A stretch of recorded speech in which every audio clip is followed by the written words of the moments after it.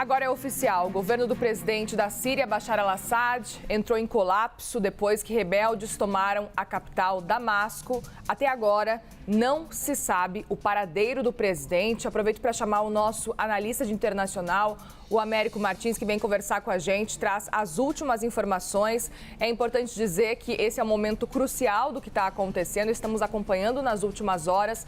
Muito bem-vindo, Américo. Um bom dia para você. Importante lembrar que a gente está acompanhando também nos últimos 15 anos uma guerra civil, mas nos últimos 15 dias, 10 dias, os rebeldes estão avançavam pela Síria e agora, ontem à noite, eles anunciaram que conseguiram chegar na capital, Damasco, e até o momento o paradeiro de Bashar al-Assad não é conhecido, não é? Exatamente. Muito bom dia para você, Muriel. Bom dia a todos que nos acompanham nessa história muito importante aí para o balanço de forças diplomáticas, militares, políticas nessa região tão importante do mundo que é o Oriente Médio. Muriel, você fez uma observação muito importante porque foi impressionante a velocidade com a qual os rebeldes conseguiram tomar a cidade de Damasco, a capital do país, depois de ter conseguido avançar também muito rapidamente, em apenas 15 dias, menos até, pelas principais cidades do país. Os rebeldes praticamente não enfrentaram resistência das forças do regime sírio, as forças que eram leais ao presidente Bashar al-Assad. E agora vários grupos rebeldes tomaram a capital. Nós temos informações, imagens mostrando vários pequenos grupos desses rebeldes comemorando no centro da capital, dando tiros para o alto, e uma parte da população também comemorando junto a eles. A gente sabe o que levou a essa queda tão abrupta do Bashar al-Assad, que foi a falta de apoio de outros países que vinham combatendo ao lado das suas forças legalistas desde o início da Guerra Civil na Síria, que começou lá em 2011, no início da Primavera Árabe, quando aconteceram várias manifestações contra o regime, pedindo democracia na Síria. Essas manifestações foram reprimidas com mão de ferro e acabou levando a uma guerra civil, com a participação de muitos outros países e muitos grupos.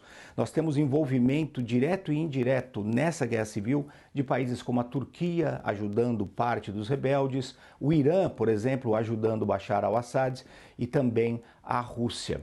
Foi através da ajuda do Irã, do Hezbollah, outro grupo que combateu ao lado das forças legais, e também do exército da Rússia, que o Bashar al-Assad conseguiu nos últimos 4 anos controlar a maior parte do território.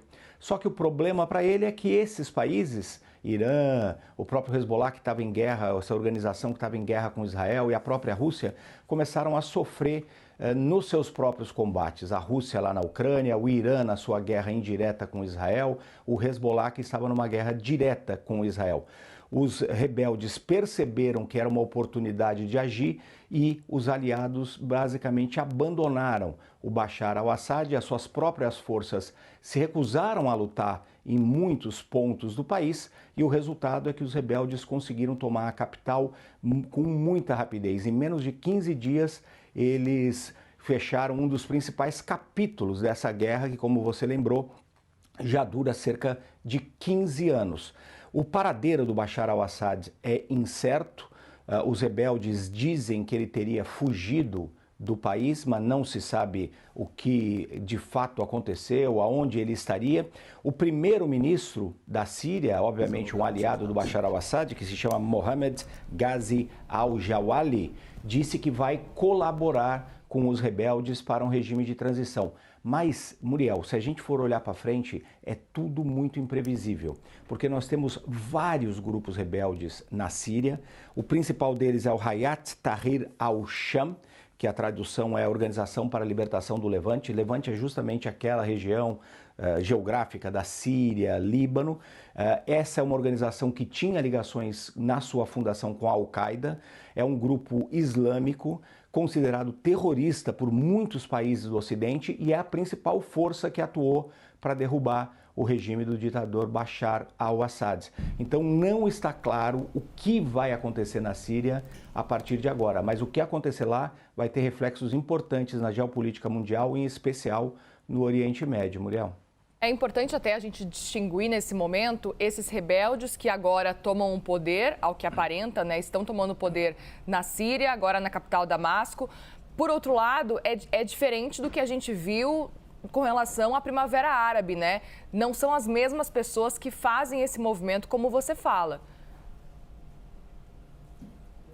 Não, Muriel. No início, lá em 2011, quando a gente começou a ver a chamada Primavera Árabe, que eram manifestações, protestos pedindo democracia no mundo árabe, uma região do mundo que praticamente não tem nenhum exemplo de regime de fato democrático. Então, essa Primavera Árabe começou na Argélia e depois se alastrou por vários países, várias tiranias árabes, levando a mudanças de regime na Argélia, no Egito, em outros países. Na Síria, ela foi reprimida com mão de ferro pela ditadura do Bashar al-Assad. Cerca de um ano, ele foi muito pesado ali na repressão, torturando, prendendo, matando alguns desses manifestantes que exigiam democracia no país.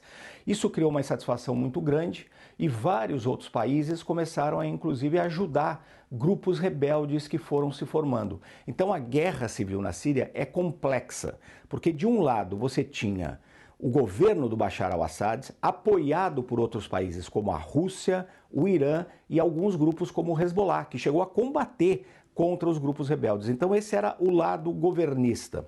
O lado dos rebeldes teve vários grupos e esses grupos ainda estão ativos. Vários deles chegaram juntos praticamente à capital Damasco. É por isso que não se sabe exatamente o que vai acontecer, porque são vários grupos diferentes. E ali você tem, por exemplo, o Hayat Tahrir al-Sham, que é o principal grupo rebelde, é um grupo islâmico, é um grupo que teve ligação com a Al-Qaeda no seu início, depois começou a dizer que estava distante da Al-Qaeda, mas continua sendo um grupo considerado terrorista. É um grupo que já domina uma parte da Síria e usa uma interpretação bastante radical do Islã no governo daquele território. Mas você tem outros grupos que também avançaram nesses últimos 15 dias. Você tem grupos rebeldes, por exemplo, ligados ao regime da Turquia, ao governo da Turquia, que também tinha interesse em mudar o regime do Assad. Eles são países fronteiriços, mas não tem ligação com esse outro grupo. E você tem outros grupos ligados ao Ocidente, que receberam fundos, por exemplo, dos Estados Unidos. Esses grupos estão mais no sul do país. Então você tem um regime que entrou em colapso, que foi abandonado pelos seus principais aliados, Rússia, Irã, Hezbollah, que já não tinham mais muita condição de ajudar o Assad de qualquer forma, porque estavam envolvidos nos seus próprios conflitos. E do outro lado você tem esse grupo de rebeldes que derrubou o regime, mas não está claro qual desses grupos vai prevalecer.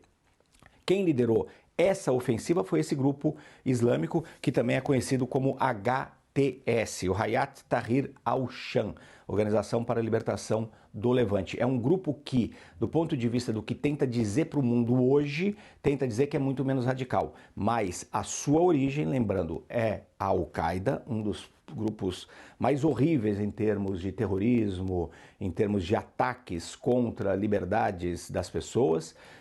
Implementou também o HTS na região que controla na Síria, um regime bastante radical do ponto de vista islâmico, e é considerado um grupo terrorista por muitos países. Então, existe uma preocupação ali em se saber nos próximos dias qual é o grupo que de fato vai prevalecer entre esses rebeldes e que caminho a Síria vai tomar. A gente sabe quem são os perdedores, basicamente, neste conflito, Muriel. O Irã, que perde influência num país muito importante, que é a Síria, com a queda do Bashar al-Assad. O próprio Bashar al-Assad, obviamente, que está com um paradeiro incerto neste momento.